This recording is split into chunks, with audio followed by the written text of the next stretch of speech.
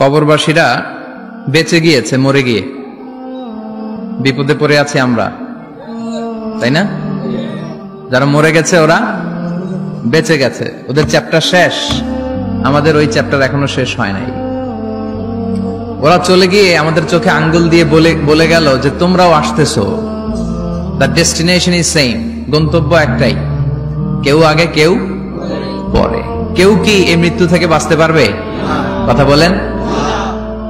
আল্লাহর ওলিরা বাঁচতে পারে নাই, নবীরা বাঁচতে পারে নাই। যেই ফেরেশতা এই মৃত্যুর কাজে নিয়োজিত সে মালাকুল মাউত বাঁচতে পারবে?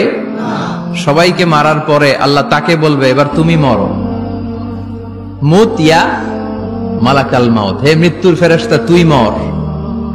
তখন সেও মরে যাবে, কেউ থাকবে না, থাকবে শুধু একজন, তিনি কে? কুল্লু মান আলাইহা ফান ওয়া ইয়াবকা ওয়াজহু রাব্বিকা যুল জালালি ওয়াল ইকরাম ফাবিআইয়ি আলা রাব্বিকুমা তুকাযযিবান। এই পৃথিবীতে যা দেখো সব ফান, সব চলে যাবে, নিঃশেষ হয়ে যাবে, থেকে যাবে একজন, তিনি কে?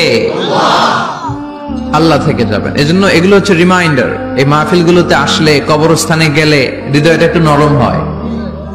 কোরআনের কথা শুনলে, বিশ্বনবীর কথাগুলো শুনলে, আখিরাতের কথা শুনলে, জান্নাত জাহান্নামের কথা শুনলে হৃদয়টারে নরম করে দেয় কে? এজন্য এই প্রোগ্রামগুলোতে আসার দরকার আছে না নাই? এগুলো আয়োজন করার দরকার আছে না নাই? আমাদের জীবন এত ব্যস্ত আমরা বানিয়ে নিয়েছি, আখিরাতের স্মরণ যে আমাদের করা উচিত এটাও আমরা ভুলে গেছি, ঠিক কিনা? এজন্য আমরা যেন বেশি বেশি আখিরাতকে স্মরণ করতে পারি, মৃত্যুকে স্মরণ করতে পারি। বিশ্বনবী বলতেন আকসিরু যিকরা হাযিমিল লাযযাত, জীবনের সব স্বাদ, আহ্লাদ, মায়া, মমতাকে যেটা নষ্ট করে দেয় সেটা কি? মৃত্যু। এই মৃত্যুকে বেশি বেশি স্মরণ করো, কারণ একদিন তোমাদেরকে দুনিয়া ছেড়ে চলে যেতেই হবে, ঠিক কিনা? একদিন মাটির ভেতরে হবে ঘরে মন আমার, কেন বন্ধ দালান ঘর, প্রাণ পাখি উড়ে যাবে পিঞ্জর ছেড়ে, ধরা ধামে সবই রবে তুমি যাবে চলে, বন্ধু বান্ধব যত, মাতা পিতা দ্বারা সুত, সবই হবে তোমার পরে মন আমার, কেন বান্ধ দালান ঘর, একদিন মাটির ভেতরে হবে ঘরে মন আমার, কেন বান্ধ দালান ঘর, ঠিক কিনা? চলে যেতে হবে। এই যে বিল্ডিং বিল্ডিং করতেছি, বাড়ি বাড়ি করতেছি, ফ্ল্যাট, গাড়ি, বিশাল বালাখানা, কত টাকার খরচ দিয়ে আমরা ফ্ল্যাট কিনি, ঘর সাজাই, ড্রয়িং রুম সাজাই, ডাইনিং রুম সাজাই, কত দামি টাইলস লাগিয়ে গোসলখানা সাজাই, কিন্তু আমার জীবনের শেষ গোসলটা ওই গোসলখানায় হবে না, ঠিক কিনা?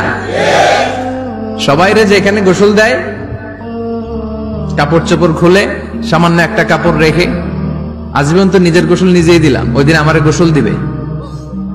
আহা, এগুলো স্মরণ করা দরকার। এই রিমাইন্ডার গুলোর জন্যই এই হাফলা, হাফলাতুল ওয়াজ। আমাদের কাজ হচ্ছে বলে যাওয়া, মানবেন কি মানবেন না, দ্য ডিসিশন ইজ ইয়োর্স, সিদ্ধান্ত আপনার। আমরা এখানে দারোগা হয়ে আসি নাই, ঠিক কিনা? বিশ্বনবীকে আল্লাহ একথা বলেছেন, ফাযাক্কির ইন্নামা আনতা মুযাক্কির লাস্তা আলাইহিম বিমুসাইতির। নবী ওয়াজ করেন, আপনাকে ওয়াজ করার জন্যই পাঠানো হয়েছে, আপনি দারোগা নন। আপনি জোর করে কাউকে হেদায়েতের পথে উঠাতে পারবেন না, কারণ হেদায়েত দেয় কে? আল্লাহ। রব্বুল আলামিন বলেন ইন্নাকা লা তাহদি মান আহবাবতা ওয়ালাকিন্নাল্লাহা ইয়াহদি মান ইয়াশা। ও নবী, আপনি চাইলেই কাউকে হেদায়েত দিতে পারবেন না, আপনি চাইলেই কাউরে ডানপন্থী বানাতে পারবেন না, আপনি চাইলেই কারো জন্য জান্নাতের গ্যারান্টি দিতে পারবেন না। হেদায়েত দেওয়ার মালিক হলো একজন, তিনি কে? বিশ্বনবী যদি হেদায়েত দিতে পারতেন তাহলে বিশ্বনবীর চাচা আবু তালেব, নাম শুনেছেন? জন্মের আগে বাবা হারা হলেন, দাদার কাছে মানুষ হলেন, দাদাও চলে গেল, রয়ে গেল চাচা আবু তালেব। আপন বাবার চেয়ে কোনো অংশে কম করে নাই। বিশ্বনবীর প্রথম বিয়েটা খাদিজাতুল কুবরা তাহেরার সাথে নিজে দায়িত্ব নিয়ে বিয়ে দিয়েছেন। বিয়েতে মোহর দেওয়া লাগে না? এই মোহরের টাকাটাও চাচা আবু তালেব নিজের পকেট থেকে দিয়েছিলেন। নিজে দাঁড়িয়ে বিয়ের খুতবা দিয়েছেন। আজীবন ছাতার মতো নিজের ভাতিজাকে আগলে রেখেছেন যাতে কাফের মুশরিকরা হার্ট করতে না পারে। কিন্তু তারপরেও এই চাচার নসিবে কি হেদায়েত জুটেছে? চাচা অসুস্থ, মুমূর্ষ, চলে যাবে। বিষ্ণু বলেছেন লাকিনু মাউতাকুম লা ইলাহা ইল্লাল্লাহ, তোমরা মুমূর্ষদের সামনে বসে লা ইলাহা পড়ো। তো বিষ্ণু যে তালকিল দিলেন, চাচা আপনি পড়েন না লা ইলাহা ইল্লাল্লাহ মুহাম্মাদুর রাসূলুল্লাহ। ওই দিক দিয়ে আবু জাহেল, উতবা, সাইবা এরা বলে খবরদার, আজীবন যে ধর্মের উপর ছিল ওইটার উপরই থাকো, নতুন ধর্মে যায়ও না। বিশ্বনবী বলে পড়েন লা ইলাহা, আবু জাহেল বলে পড়ো না। অবশেষে চাচা আবু তালেব বলল আলা মিল্লাতি আব্দুল মুত্তালিব, আমি আমার বাবার ধর্ম আব্দুল মুত্তালিবের শিরকি ধর্মের উপর থেকেই শেষ নিঃশ্বাস ত্যাগ করলাম। নসিবে হেদায়েত জোটে। এই পৃথিবীতে অনেক বাবা ছিল নবী, নিজের কলিজার টুকরা ছেলের হেদায়েত দিতে পারেনি। নূহ আলাইহিস সালাম আল্লাহর নবী না? ওনার ছেলে কানাআনের হেদায়েত হয় নাই, ঠিক কি না? সাইয়েদনা ইব্রাহিম আলাইহিস সালাম নবী না? শুধু কি নবী, আবুল আম্বিয়া, নবীদের বাবা।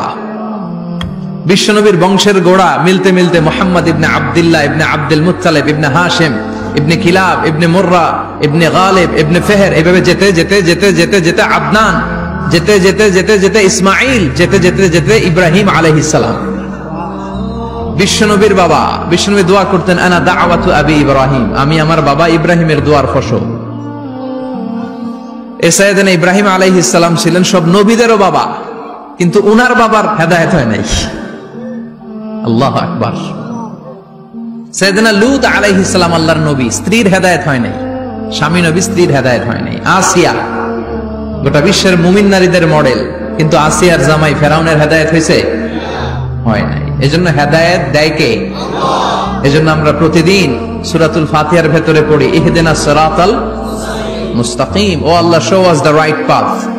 আমি যদি পথ ভুলে যাই, আমাদের পথ দেখায় দিবে কে?